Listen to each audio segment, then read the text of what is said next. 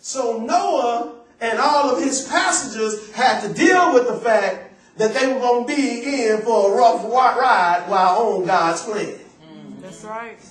They were going to be going through some ups and some downs, some waves and some dips, and there was nothing they can do but learn how to ride it out. That's right. And see, that's what we've got to learn how to do, is that we have to understand that God's plan is not always easy sailing. It's not always easy sailing when you're working with God. Not always. Sometimes he'll just put you in a position and just hook you up. But then other times, for the most part, you're going to have to deal with some rough transitions in life. You have to deal with some ups and downs. You're going to have to deal with some dips. You're going to have to deal with almost thinking, man, are we going to drown on this thing? Is this thing going to tip over? No. After a while, man, because we've been going up and down and just wobble-weaving for a while. So Noah had to understand that the ark was not built for a smooth ride. But if he trusts God, and trust God all the way through, he won't be disappointed. Amen. And I'm here to tell you today that wherever you are in life, it may not be easy transition, but if you trust God, he's going to see you through. Yes. Amen. If God told you to do it, he's going to see you through. Oh, I'm here to tell you. If God put you in a position, he'll never put you in a position that he can't get you out of. That's right. And see you through. Amen. And so, bring me up to my second point about it, is that the ark was not a showboat. Oh, God, I wish I would have had somebody laugh with me. The ark was not a showboat. Okay. Remember, Noah, the ark got one purpose in mind, and that's to get you to the future. To secure you and get you to the future so that you won't be overcome by this flood. So it's not a showboat. So that means that there was nothing about the ark that would attract people to it. It was probably just we make it look pretty these days when people make an ark. It looks so nice and well put together. I believe it was kind of raggedy looking. Because think about it, he didn't have any sandpaper to sand the wood down back then. You know, it probably still had lumps in the wood and little old stubs and stuff like that all the way around it. There was nothing about the ark for showboat, because it wasn't for show, it was for cargo. All right. That's right.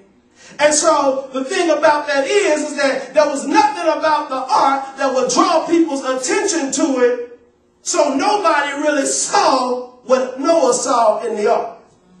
I said that to say this, that maybe God's plan for your life will require some help. Maybe God calls you to start a business and you may need some investors.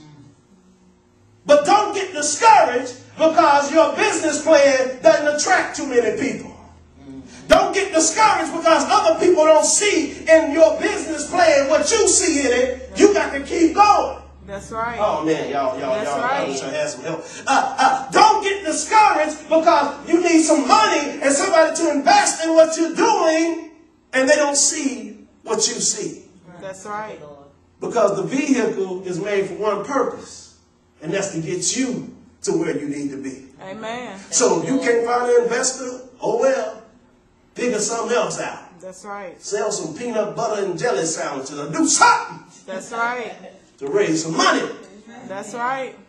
To do what you got to do, because the ark was not made for sailing, and it was not made to be a showboat. It was made to get you to where you need to be. Which brings me to my third point.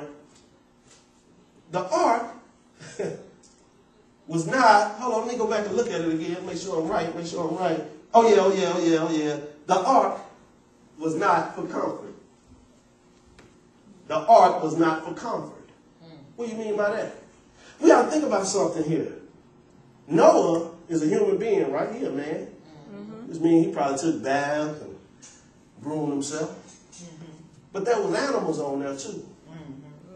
And the animals, they don't know no better. They were probably just letting it go and doing their thing on the ark. That's right.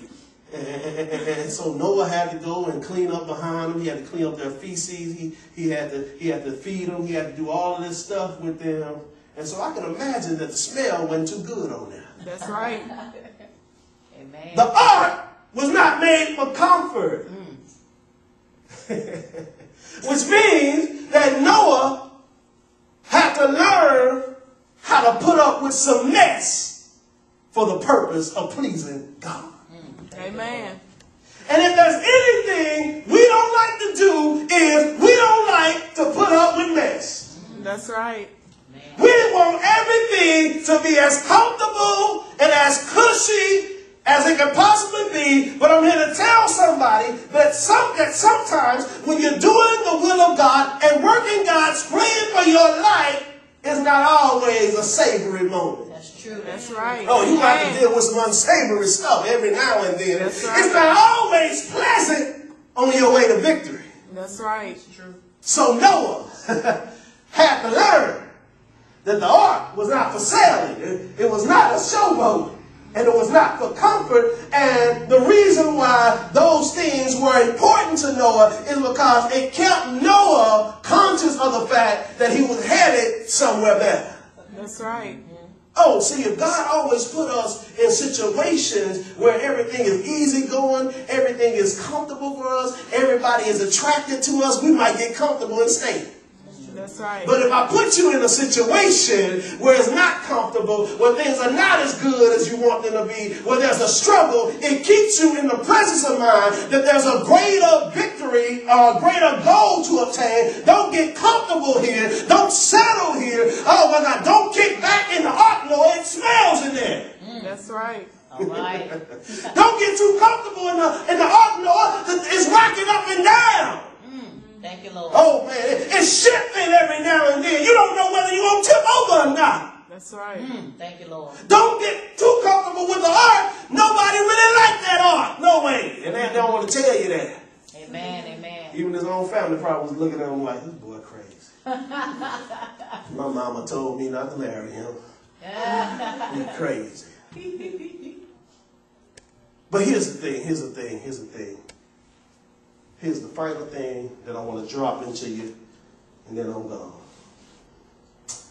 Noah had to deal with the pressure of fulfilling the plan. Why?